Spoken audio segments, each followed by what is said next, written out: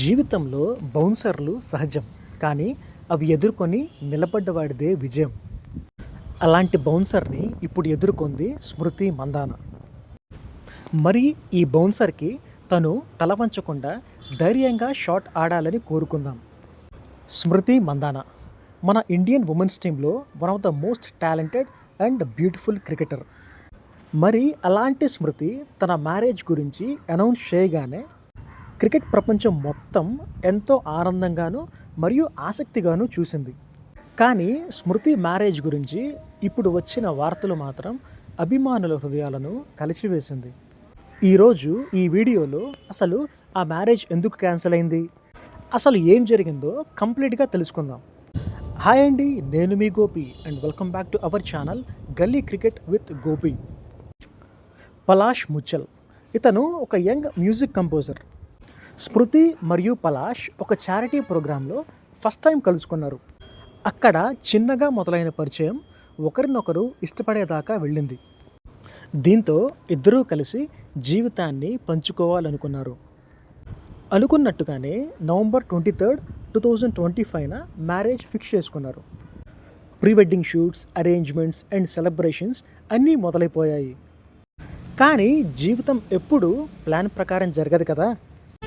మ్యారేజ్కి కొన్ని గంటల ముందు స్మృతి మందాన వాళ్ళ ఫాదర్కి సివియర్ హెల్త్ ఇష్యూస్ రావడంతో స్మృతి వాళ్ళ ఫాదర్ హెల్తే తనకి ఇంపార్టెంట్ అని డిసైడ్ అయ్యి వెడ్డింగ్ పోస్ట్పోన్ చేసింది అని మన మెయిన్ స్ట్రీమ్ మీడియాలో న్యూస్ వచ్చింది.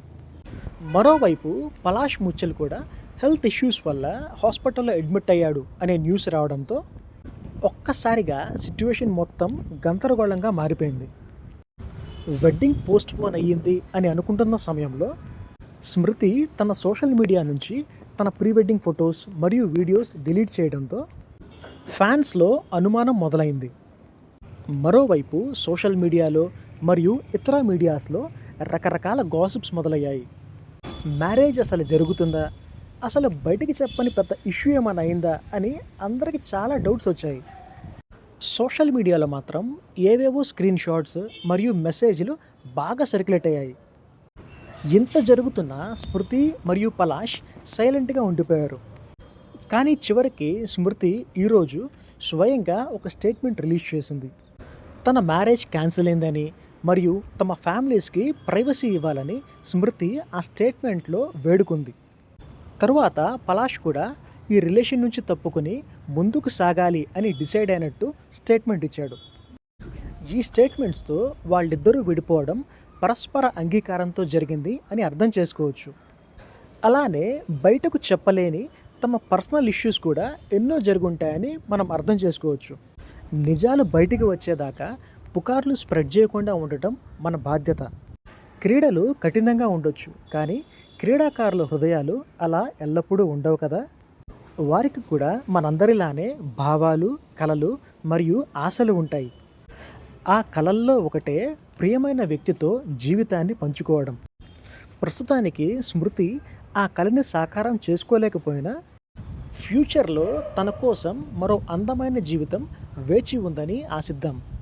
అలానే ఇలాంటి టఫ్ సిట్యువేషన్స్ నుంచి త్వరగా బయటపడి మన దేశాన్ని మరింత గర్వించేలా చేయాలి అని కోరుకుందాం. సో ఫ్రెండ్స్, మీకు ఈ వీడియోలో ఏ చిన్న పాయింట్ నచ్చినా సరే మన ఛానల్ని సబ్స్క్రైబ్ చేసి ఈ వీడియోకి ఒక లైక్ ఇచ్చి షేర్ చేసి ఒక మంచి కామెంట్ కూడా పెట్టండి. మన channel name Galli cricket with Gopi. మరోసారి మరో వీడియోతో మీ ముందుకు వస్తాను. అంతవరకు టాటా, bye bye and see you all.